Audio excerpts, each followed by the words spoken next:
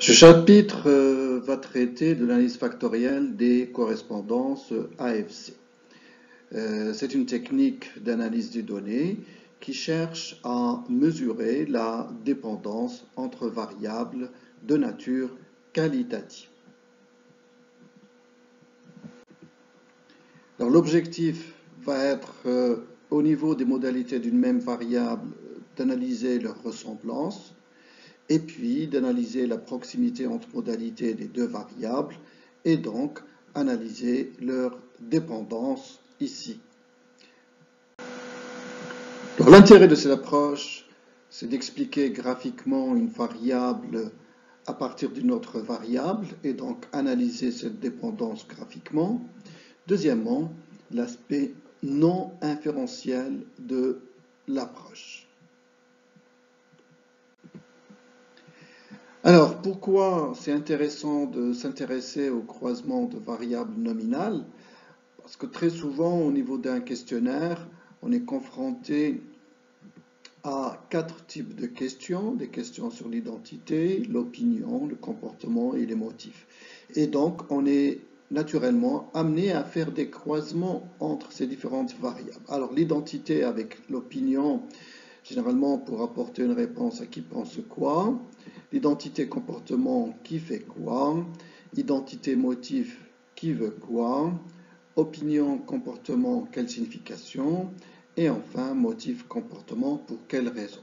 De ce fait, il est tout à fait naturel que ces croisements apportent des réponses significatives au niveau de notre analyse.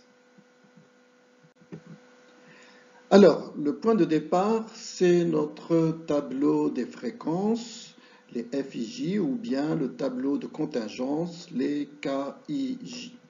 Alors, au niveau de ce tableau des fréquences, bien sûr, on peut déduire ce qu'on appelle les fréquences marginales selon les lignes, les FI points, ou bien les fréquences marginales selon les colonnes, les F.J.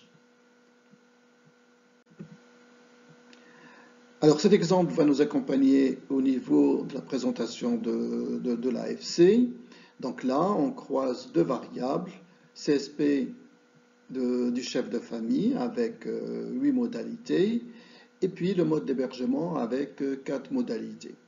Maintenant, on va chercher à savoir est-ce que les profils, qu'il y a une ressemblance entre les profils des CSP par rapport au choix du mode d'hébergement, ou bien est-ce qu'il y a des modes d'hébergement qui ont des profils similaires relativement au choix des CSP, et finalement, troisième interrogation qu'on va se poser, comment les CSP finalement choisissent leur mode d'hébergement.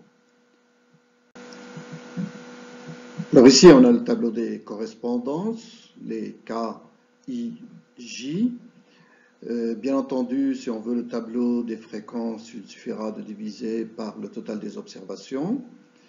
Les marges actives selon les lignes, ce sont les KI points, et les marges actives selon les colonnes, c'est les K.J. Et donc, si on veut répondre à la question suivante, comment les CSP choisissent leur mode d'hébergement? Il faut aller vers le tableau des profils lignes et donc exprimer les deux lances selon les lignes en termes de fréquence. Comme ça, il y a possibilité de pouvoir les comparer.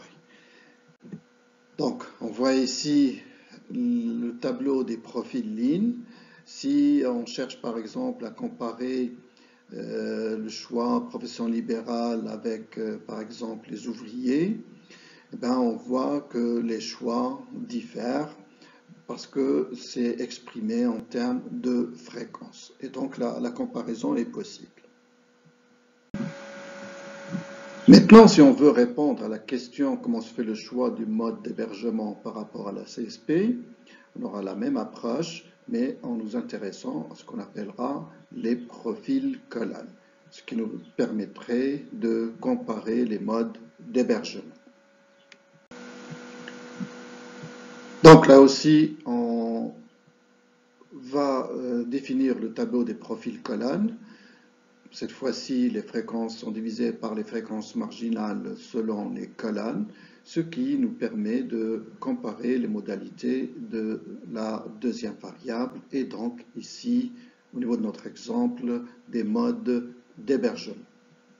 Au niveau de notre exemple, on a donc ici la possibilité de pouvoir facilement comparer par exemple le mode d'hébergement hôtel et camping et on voit que ces deux modes ont des profils très différents.